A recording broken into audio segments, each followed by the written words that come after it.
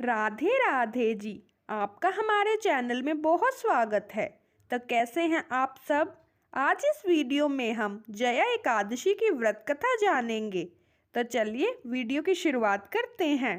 देवराज इंद्र स्वर्ग में राज करते थे और अन्य सब देवगण सुखपूर्वक स्वर्ग में रहते थे। एक समय इंद्र अपनी इच्छानुसार नंदन वन में अप्सराओं के साथ विहार कर रहे थे और गंधर्व गान कर रहे थे।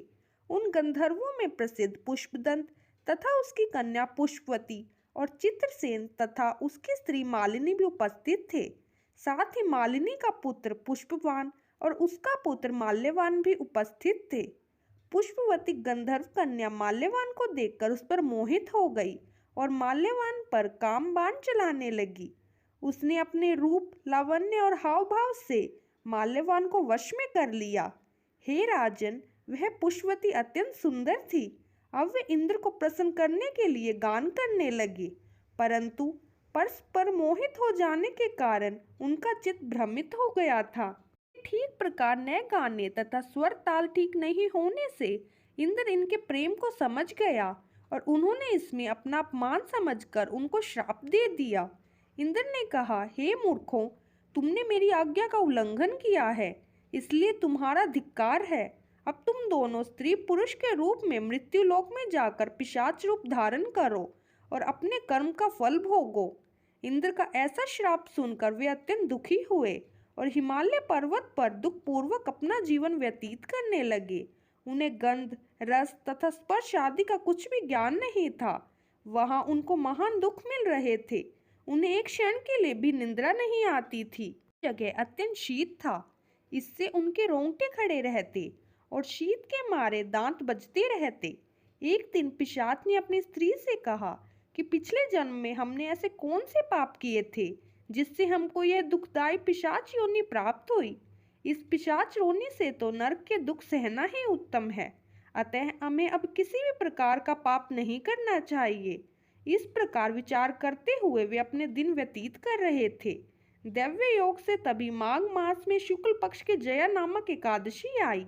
उस दिन उन्होंने कुछ भी भोजन नहीं किया और न कोई पाप कर्म किया, केवल फल फूल खाकर ही दिन व्यतीत किया और सायंकाल के समय महान दुख से पीपल के वृक्ष के नीचे बैठ गए। उस समय सूर्य भगवान अस्त हो रहे थे।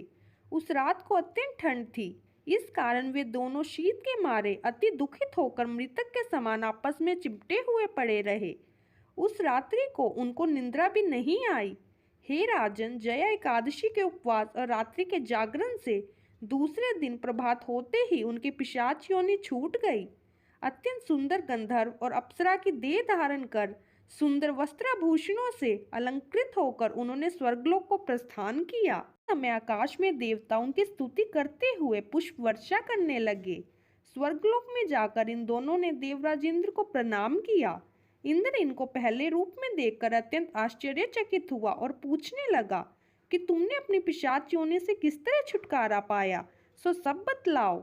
माल्यवान बोले कि हे देवेंद्र, भगवान विष्णु की कृपा और जया एकादशी के व्रत के प्रभाव से ही हमारी पिशाच देह छूटी है। तब इंद्र बोले कि हे माल्यवान, भगवान की कृपा और एकादशी का व्रत करने से न केवल तुम्हारी पिशाच योनि छूट गई, वरन हम लोगों के भी वंदनीय हो गए, क्योंकि विष्णु और शिव के भक्त हम लोगों के वंदनीय हैं। अतः आप धन्य हैं। अब आप पुष्पवती के साथ जाकर विहार करो। हम आशा करते हैं कि हमारी यह वीडियो आपके लिए मददगार होगी। अगर हमारी वीडियोस आपके लिए मददगार होती हैं तो आप नीचे बने लाल बटन को दबाकर हमारे छोटे से परिवार का हिस्सा बन सकते हैं और उसके बगल में बनी घंटी को भी दबाना बिल्कुल मत भूलिएगा।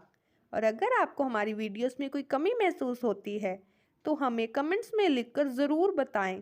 धन्यवाद।